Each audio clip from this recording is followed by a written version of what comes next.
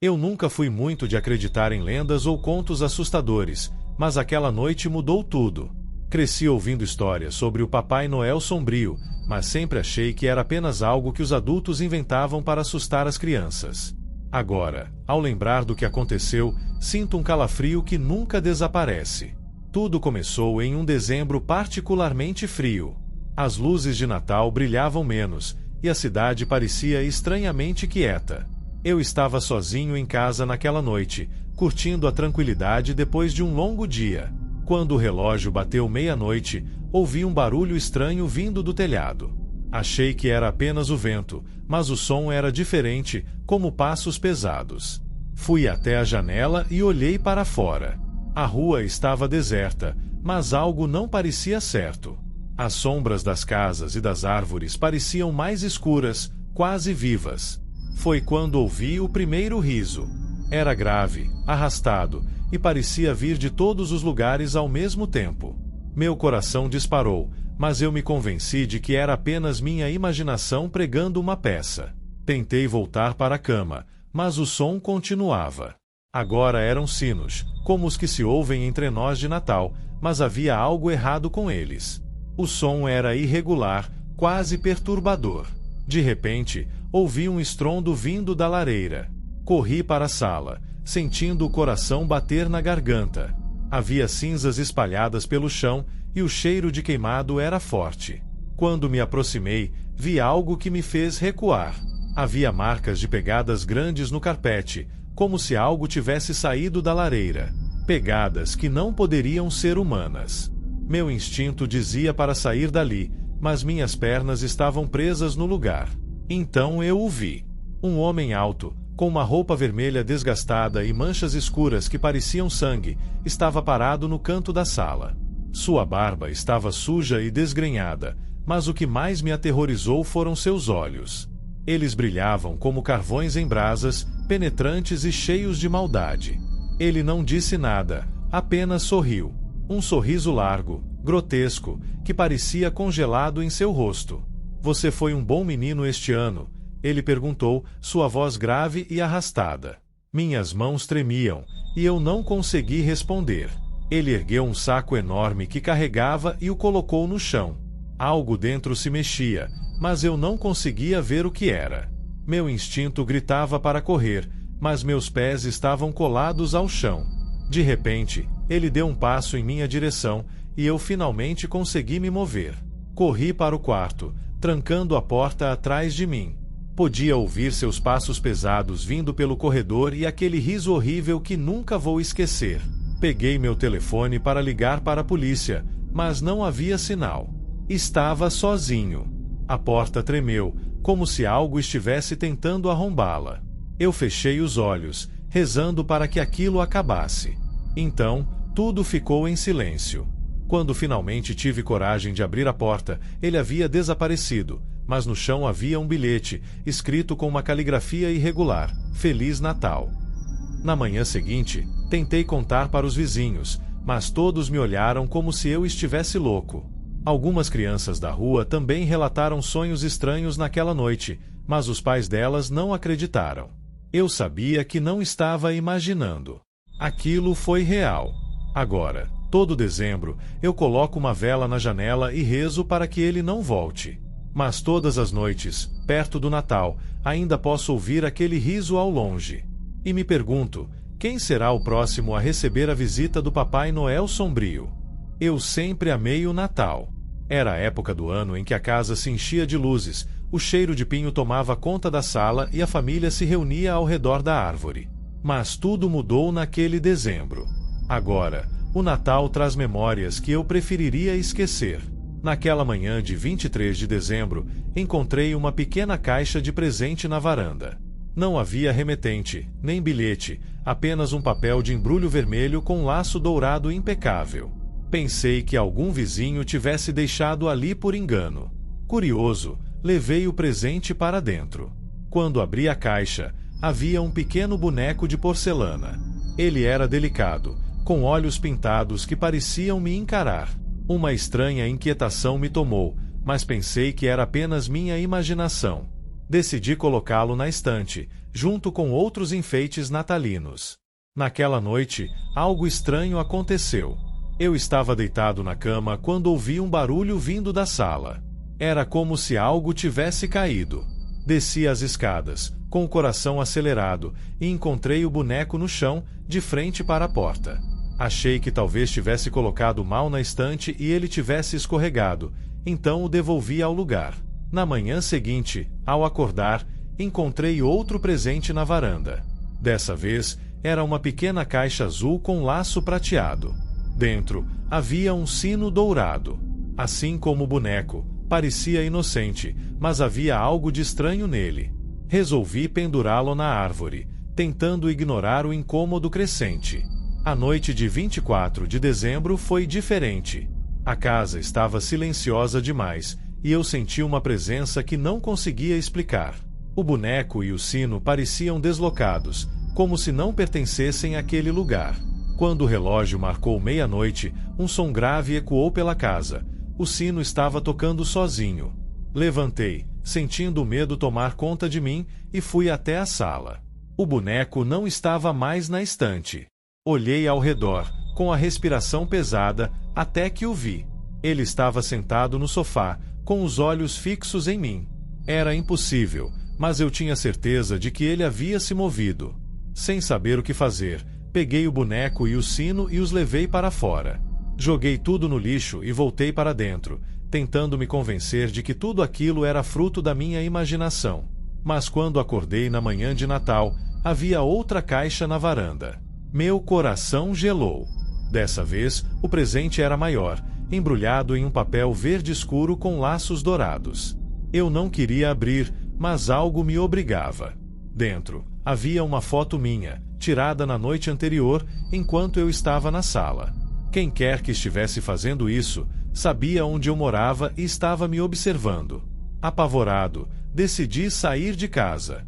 Peguei algumas roupas e fui para a casa de um amigo, mas a sensação de ser observado não me deixou. No dia seguinte, meu amigo encontrou uma caixa na porta dele. Não tive coragem de abrir. Desde então, nunca mais passei um Natal em paz. Todos os anos, sem falhar, uma nova caixa aparece, não importa onde eu esteja. E eu sei que, um dia, não poderei ignorar o que há dentro. Mas, até lá, eu continuo fugindo, mesmo sabendo que não se pode escapar de um presente amaldiçoado. Nunca fui de acreditar em coisas sobrenaturais. Sempre fui cético, principalmente com as lendas que cercavam o Natal. Mas o que aconteceu na véspera daquele feriado me deixou com marcas que nunca vou conseguir apagar. Tudo começou quando decidi passar o Natal sozinho na velha cabana da família, nas montanhas. Precisava de um tempo para pensar e me afastar de tudo. A cabana era simples, mas aconchegante, cercada por pinheiros cobertos de neve.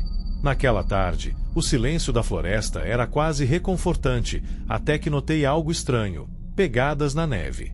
Eram enormes, com formato de cascos, mas o espaçamento entre elas sugeria que a criatura que as fez era muito maior do que qualquer animal que eu conhecesse.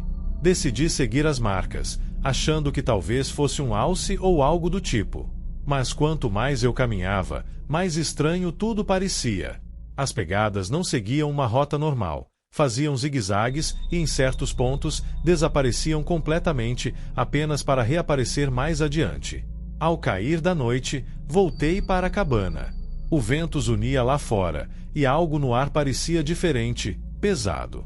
Acendi a lareira e tentei ignorar o incômodo crescente, mas então ouvi um som que me gelou a espinha. Era um relinchar, mas não um relinchar comum. Era grave, quase humano, carregado de uma agonia que parecia ecoar por toda a floresta. Peguei uma lanterna e, contra meu melhor julgamento, saí para investigar. A luz tremulava conforme eu caminhava na direção do som.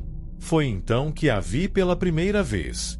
Uma figura alta e magra, com o corpo esquelético de uma rena, mas os olhos eram algo que nunca esquecerei. Brilhavam em vermelho, fixos em mim, como se estivessem analisando cada fibra do meu ser.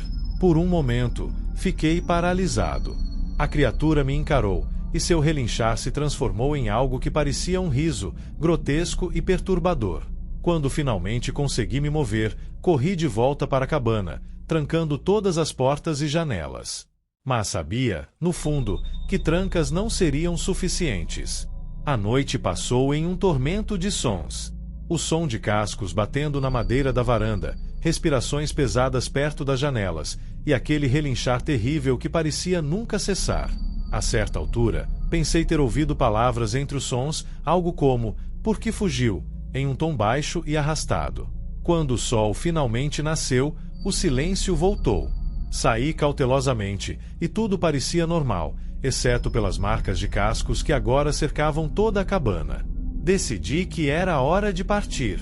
Arrumei minhas coisas e desci a montanha o mais rápido que pude. De volta à cidade, contei a história para alguns amigos, mas todos riram, dizendo que devia ter sido um sonho ou uma alucinação causada pelo isolamento. Mas eu sei o que vi. Sei o que senti. Desde então, nunca mais voltei àquela cabana. Mas todo ano, na véspera de Natal, ouço aquele relinchar ao longe, não importa onde eu esteja. E sei que ela ainda está lá, esperando, talvez por mim, ou por alguém que cometa o mesmo erro de segui-la. Cresci ouvindo uma história que minha avó contava todas as vésperas de Natal.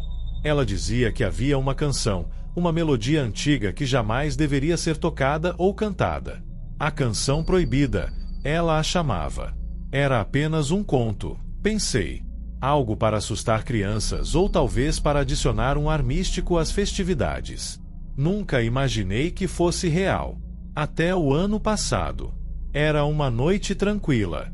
Eu tinha ficado encarregado de organizar o coral da pequena igreja da cidade. Enquanto procurava partituras antigas no porão da igreja, encontrei um manuscrito. O papel estava amarelado, e as notas eram escritas à mão, com uma caligrafia tremida. No rodapé estava escrito: "Não toque. Não cante. Não ouça." Algo sobre aquilo me intrigou. A melodia parecia inofensiva, até bela, de certa forma. Decidi guardá-la, pensando que poderia ser algo especial para o coral.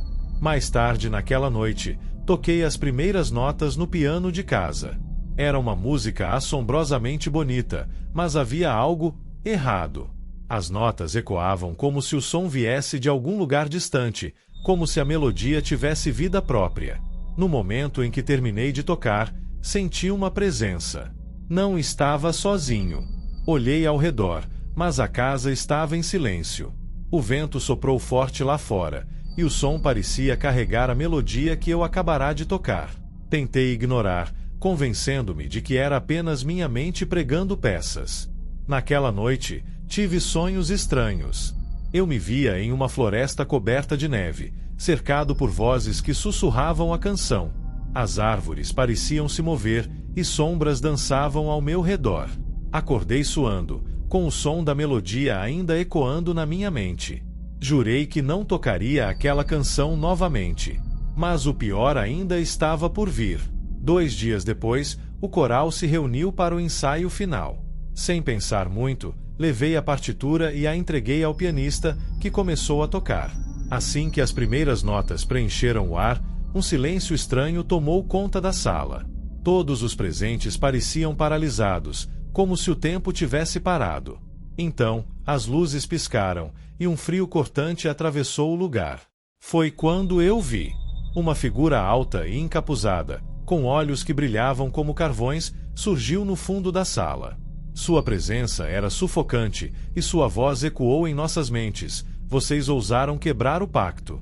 Agora, sofrerão as consequências." O pânico tomou conta do grupo. Alguns tentaram sair, mas as portas não abriam. Outros caíram de joelhos, murmurando preces. A figura se aproximou, e onde passava, a sala parecia escurecer. Foi então que percebi: a canção era um chamado. Um convite para algo que deveria permanecer esquecido. Desesperado, peguei a partitura e a joguei na lareira. As chamas consumiram o papel, e a melodia parou. A figura hesitou, como se estivesse presa entre este mundo e outro, até que finalmente desapareceu. As luzes voltaram, e o frio se dissipou, mas a marca daquela noite permaneceu em todos nós. Desde então, ninguém fala sobre o ocorrido. A igreja foi fechada e o coral se desfez. Ainda acordo às vezes com a melodia ecoando na minha mente e me pergunto se realmente conseguimos nos livrar dela. Mas, no fundo, sei que certas coisas nunca desaparecem completamente. Agora, quando vejo uma partitura antiga, sinto um calafrio e me lembro do aviso: não toque, não cante, não ouça, e rezo para que nunca mais alguém cometa o mesmo erro.